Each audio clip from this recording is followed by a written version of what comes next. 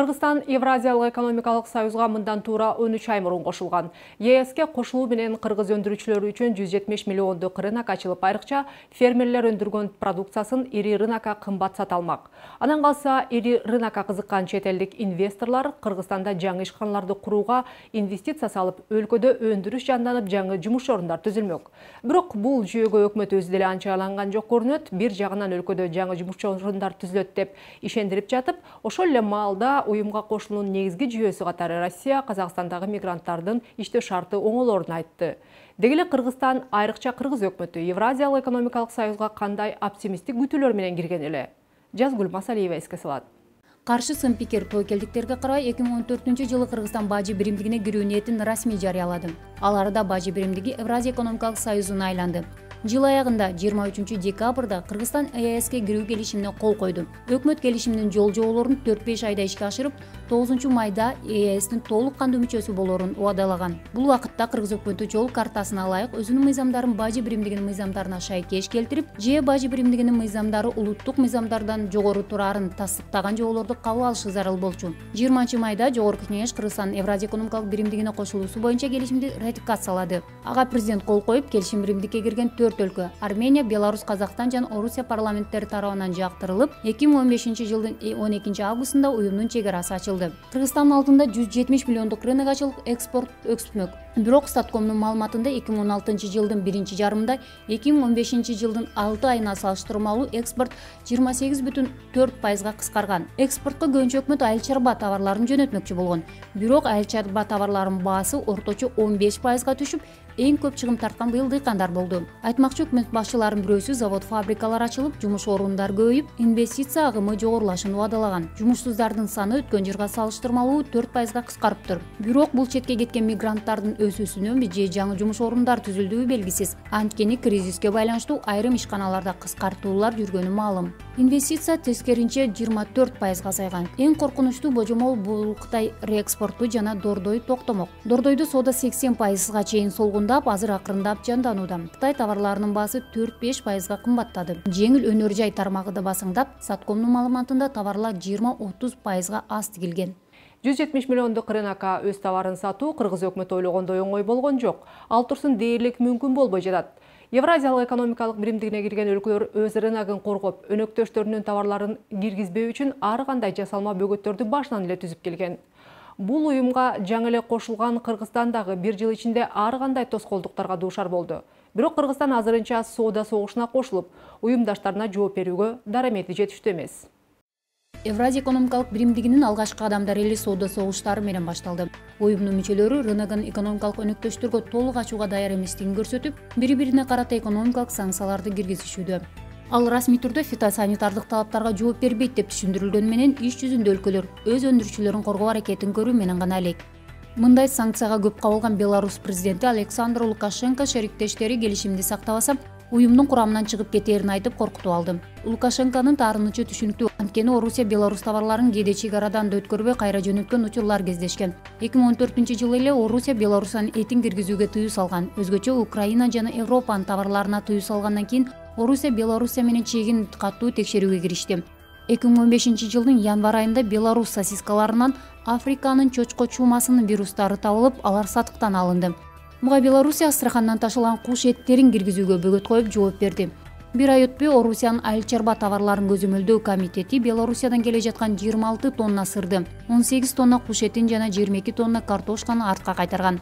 Беларусь болсо Москвадан тез даярдалуучу алтын камыр макаронун, бигланч, биофуд азыктарын жана кофени сатып алуудан баш тарткан. Орусия Беларустан сырткары Казакстандын товарларына карата дагы бөгөт чечимдерин чыгарып турат.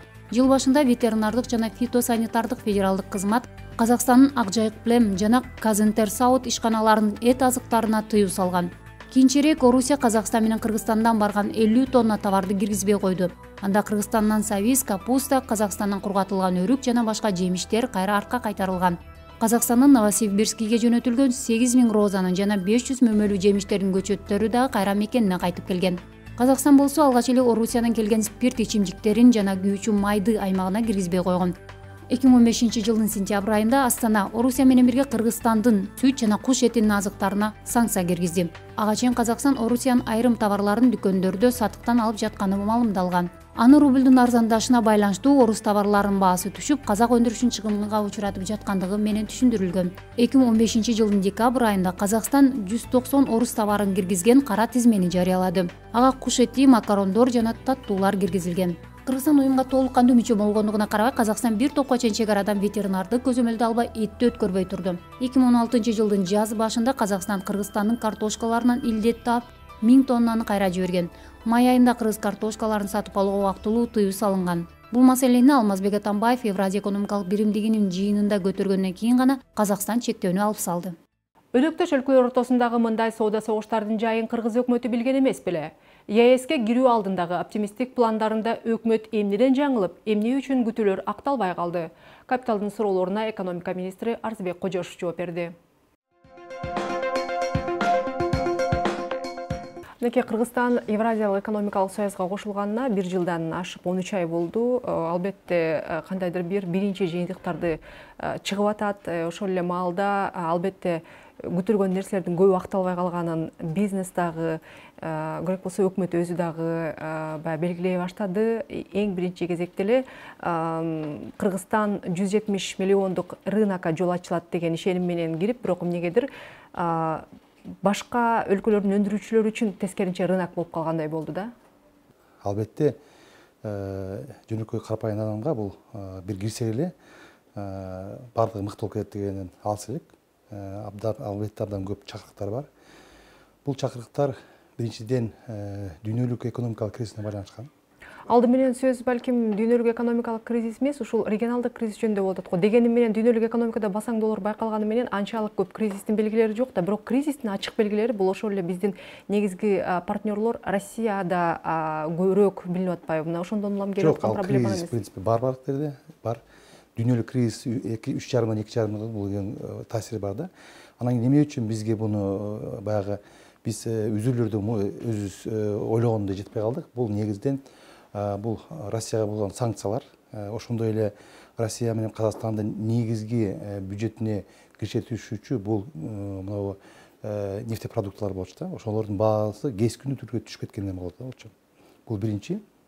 Экинчиден, албетте көп мыйзамдарды биз 35 тех регламент боюнча мыйзамдарды биз бекиттик. 51 өкмөттүн токтомун чыгардык. Бирок баардыгы көп нерселер бизде баягы күтүлгөн же көрө албаган маселелер чыгып калды албетте.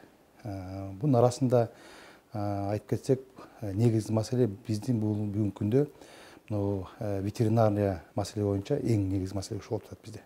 Себеби биздин айыл чарба тармагы, биз эми Кыргызстан боюнча ушу айыл чарба, мал чарба менен алектегенден кийин биз ойлогонбуз биздин товарлар баардыгы ушу ЕС мамлекетине кирет деп 180 миллиондук базарга биз кирдик деп ишенгенбиз алчы. Бүгүнкү күнгө чейин ветеринардык маселе чечилди.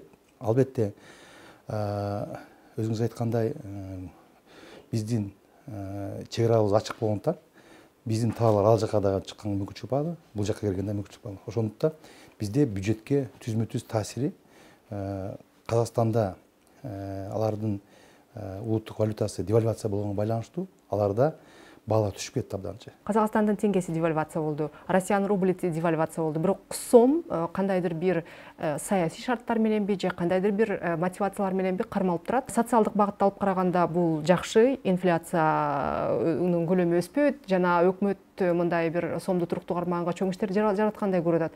Бирок ошол эле маалда бизнес уттуруп жатпайбы? Тышкы рынокко экспорт кылмак турсун, ички конкуренцияны жеңе албай калышпадыбы? Албетте, албетте. Биз фискалдык саясатыбыз КМШ мамлекеттердин арасында эң либералдуу эсептейбиз. Бирок кандайдыр бир деңгээлде соңку кездери сом жасалма баары бир эле кармалып аткандай сезилет. Бул эми биздин улуттук банктын жана өкмөттүн жакшы иштегени деп ойлойм. Себеби бул улуттук банктын, улуттук валютанын күчтүү болгонун эки жагы бар да. Siz аны өзүңүз эле сөзүңүздөн айтып кеттиңиз. Жакшы жагы бул бүгүнкү инфляция болуп атат. Даже инфляция бизде минус болуп турат көрүп атасыз азыркы күндө. Баалар көтөрүлүп атат. Экинчи жагынан эгер биз улуттук валютаны кое берсек, анда биз социалдык төлөмдөрдү, айлык мааларды көтөрүшүбүз керек. Ага биздин бюджеттин мүмкүнчүлүгү жок. Биздин бюджеттин тарчысы дагы бүгүн мына 4,5% болуп атат ички дуң процесс. Булардан чоң. Бирок ошол эле маалда соңку 6 айдын көрсөткүчтөрүн карап көрсөк, тышкы соодадагы терс сальдо 4%га чейин чоңоюп кеткен да. Импорт менен экспорт жалпы көлөмү түшүп жатат, бирок терс сальдо өсүп атат. Демек дагы деле биз тескерисинче көбүрөөк сатып алып атпайбызбы? Акыркы 2-3 жыл бизде динамиканы карап көрсөк, негизи эле импорт бизге импорт менен экспорттун салыштырмалуу 2-3 эсе дайыма импорт көп болуп турат да. Бул эми биздин мынау ишкерлердин экспортко чыгып атканда биз өкмөт тарабынан буга мындай тиешелүү көңүлдү толук бурганыбыз болуп атат. Сомдун курсу жасалма кармалып турган жери жокпу дегенде, мен мисалы үчүн бул нерсени айтып атам да. Ооба, албетте мигранттык которууларда бир аз өсүү бар. Бирок ошол эле маалда Кыргызстандын тышкы соодасындагы терс сальдо өсүп жатса, сомдун куну эмненин эсебинен кармалып атат деген суроо бар да. Мисалы үчүн валютанын туруктуулугу эмненин эсебинен камсыздалып атат? Эми бул маселени Улуттук банктын адистери келсе туура болот да. Бирок негизи мурда биздин экспортубуз жакшы болгон себептердин бири биз ошол эле Орусиянын валютасы менен бизде 1,5 эсе, казактар менен 3 эсе болгон да. Ошондуктан бизде алардын биздин чыгарган товарлар конкурентоспособный болгон да. Бүгүнкү күндө алардын валютасы түшүп кеткениге байланыштуу ушундай терс маамиле болуп турат. Бирок бул нерсе убактылуу. Сөзсүз мен ойлойм, булар эми жакында өздөрүнүн экономикасын көтөрүп, сөзсүз жакшы тенденцияга чыгат деп ойлойм. Биз мисалы эки жактуу баягы валютанын өсүшүнүн эки жактуу барды айтпадымбы? Биз карап көргөндө бүгүнкү күндө Улуттук банктын саясаты абдан туура. Бирок биз азыр ошо экспортко чыккан ишкерлерди, импортто замещение кыла турган ишкерлерди колдосок, биз сөзсүз бул макаладан сөз чыгып кетет. Баягы 1 жылдын ичинде эле бардык нерсени өзгөрүп кетет деп удан алыспыз. Бул мындай тарыхта көрүп көрсөк, мисалы ошол эле Россия менен Белоруссиянын бири-биринен келишип атканда бир 15 жылдын ичинде эме кылды. Казакстан менен Россия таможня союз болгондо да алар дагы 5-6 жылдын ичинде бири-бирине мыйзамдарын, ичиндеги процедураларын киргизгенге да бир 5-6 жыл өтүп мындай мезгил болду да. Анан кийин 1 жылдын ичинде эле бардык жакшы болуп кетет деп айтыш абдан кыйын. Бирок жасалма барьерлер деп айтабызбы, же баягы бул соодадагы кадимки конкуренциябы, бирок барьерлер дагы деле бар да. Мисалы үчүн ошол эле соода согуштары Россия менен Белоруссиянын ортосунда, Казакстан менен Белоруссия, Россиянын ортосунда болуп келген. Болуп эле атат. Аны керек болсо президенттердин деңгээлинде бир канча жолу бул маселе көтөрүлгөн. Бирок ошого карабастан деле мисалы үчүн Кыргызстан өзгөчө өкмөт бул уюмга кирип атканда абдан ишенимдүү кирген да. Биз кирсек эле баары жакшы болот, бизге рынок ачылат, анан биз айыл чарба продукцияларынын баарын сатабыз, абдан жакшы болуп калат деп. Ошого ишенген эл дагы кандайдыр бир деңгээлде азыр ишенимдер акталбай, анан көп проблемалар чыгып атат. Балким өкмөт анда башында ушул нерселерди ачык айтыш керек болчу. Сөзсүз түрдө тигил же бул союзга кошулганда 1 жылдын ичинде бардык нерсе чечилип кетпейт. Биринчи жылдарда балким чоң кыйынчылыктар да болушу мүмкүн. Тескеринче биздин экспорттун көлөмү түшүп да кетиши мүмкүн деп. Эмне үчүн өкмөт мына ушул нерселерди же алдын ала бул нерселерди көрө алган жокпу өкмөт өзү? Мен негизи өзүм оюмду айтып коеюн. Негизи биздин Кыргызстандын ЕСке киргендиги бул жалпы саясий дагы экономика жактан да туура болгон. Биз жок, ошол коркунучтарды алдын ала эмне үчүн өкмөт көрө алдыбы өзү? Эми баардык коркунучтарды мисалы 2015 жылы кризис болот деп, 2015 жылы биздин негизги соода мамлекетибиз бул Россия болгондуктан бул жакка санкция болот деп эч ким аны эсептеген чыккан эмес. Биз мисалы даярдоо иштерибизди 2011-12 жыл, 13 жылга баштаганбыз да. 2-3 жыл даярдаганбыз, туурабы? Ошондо кетканда мында кризис болот деп эч ким ойлогон эмес да. Бул жакта баардык нерсе кризис болду биринчиден, экинчиден санкция болду. Крым окуяларынан кийин эле башталып кетти да 14-чы. Крым окуяларынан кийин эле башталып кетти да 14-чү жылдын башынан эле. 14-чү жылдын башына бул болду, бирок 15-чы жыл бара санкция киргенде аны биз ЕС кирип атканда буну биз эсепке алган эмеспиз да. Ошондуктан бул нерселер баягы күтүлбөгөн нерселер болду. Анан кийин мисалы нефттин баасы түшүп кеткенде дагы буну дагы эч ким прогноз кылган эмес. Бул дагы эми баягы саясий чечим болуп калды. Россияга санкция болгондор да саясий чечим болуп калды. Булар биздин ошолорго байланыш соода сатуубуз аябай терең болгондуктан бул биздин таасир бизге болуп калды. Азыр эми мисалы Америка мамлекети Россияга дагы 1 жылга сот коюп койду да. Анан кийин экономисттер менен сүйлөшүп, Россия экономисттер сүйлөшкөндө алар айтат, бир 17-18 жылга чейин дагы ушундай акыбал болуп турат Россияда деп атат. Азыр Россияда дагы, Белоруссиядагы, Кыргызстандагы бардык өздөрүнүн экономикалык көрсөткүчтөрүнүн терс жагына карап чыкты. Биз дагы өкмөт дагы бүгүн жогорку кеңешке киргиздик, бюджетти башкадан эсептеп чыктык, экономикалык өсүштөрдү да башка эсептеп чыктык. Мисалы, жылдын башында биз дагы баягы абдан амбициялык, бийик максаттарды койгонбуз. 5,2% өсүш болот деп. Бүгүнкү күндө эми турмуш көрсөтүп атат, аны бир эле Кыргызстан эмес, жалпы дүйнөлүк кризис болгондуктан биз аны башкадан карап чыгып, бүгүн биз өкмөткө 2,7% өсүш болот деп ошондой көрсөтмө киргиздик. Экономикадагы бул прогноздор жана реалдуу басаңдоолор, булардын кесепеттери мисалы үчүн канча убакытка чейин созулушу мүмкүн? Буну эч ким ушунча жыл болот деп айта албайт. Бирок эксперттердин айтышы боюнча, биздин Кыргызстандын экономикасын алып карасак. Мынакей азыр силер прогноздор боюнча дагы басаңдоо болот деп күтүп атасыңар, бирок ошол эле маалда реалдуу экономиканын өзүндө да басаңдоо бар да азыр. Биздин азыр эсебибиз боюнча бир 3 жылга биз прогноз түзгөнбүз. 3 жылга чейин 3%дын тегерегинде 2,5, 3%дын тегерегинде өсүш болот деп ошондой пландаштырып атабыз. Ошол эле Белоруссия, Казакстан же россиялык өндүрүүчүлөр менен болгон атаандаштыкта жеңиш үчүн жергиликтүү ишкерлердин товарларынын өздүк наркын азайтыш керек. Демек, өндүрүшкө кеткен чыгымдарды азайтыш керек. Бирок бул валюталык рыноктогу кырдаалга байланыштуу көп ишкерлер айтып атат, биз мындай атаандаштыкка туруштук бере албайбыз деп. Бул жагынан мисалы үчүн экономика министрлигинин кандайдыр бир сунуштары барбы? Ошол эле Улуттук банкка ошол байгы акча саясатын кандайдыр бир балким ушул экспортко багыттап өзгөртүү боюнча? Албетте, экспорт багыты биздин негиз багыт болгондуктан биз Улуттук банк менен ар жумада булар менен жолугушуп турабыз. Негизи биздин бүгүн баягы долларга түз байланыш болуш үчүн дедоларизация саясатын жүргүзүп атабыз. Бул өтө деле реалдуу болбой атат азырынча. Жок, реалдуу болуш керек. Себеби бизде Конституцияда жазылган, бүттүн Кыргызстанда болгон соода жүргүзүүчүлөр бардыгы улуттук валютада жасалган деп. Бирок ошол эле өндүрүүчүлөр деле көп товарларды сырттан алып келгенден долларга болгон көз карандылык бул дагы деле калып атат да. Балким биз ичинде ошол Казакстандын мисалы деле көрсөтпөдүбү? Казакстандык ишкерлер деле айтып атпайбы? Мисалы үчүн керек болсо биз ошол контракттарды түзгөндө деле эки эмеде жазабыз депчи. Баары бир эле доллардын курсуна байлайбыз келип эле контракттарды деп. Бизде деле ошондой. Демек, мүмкүн эмес да бул. Жок, бизде деле ошондой, бирок мындай биздин доллардын басымдуулугун азайтыш үчүн биз мейли контракт жазылганда ошону жаза берсин.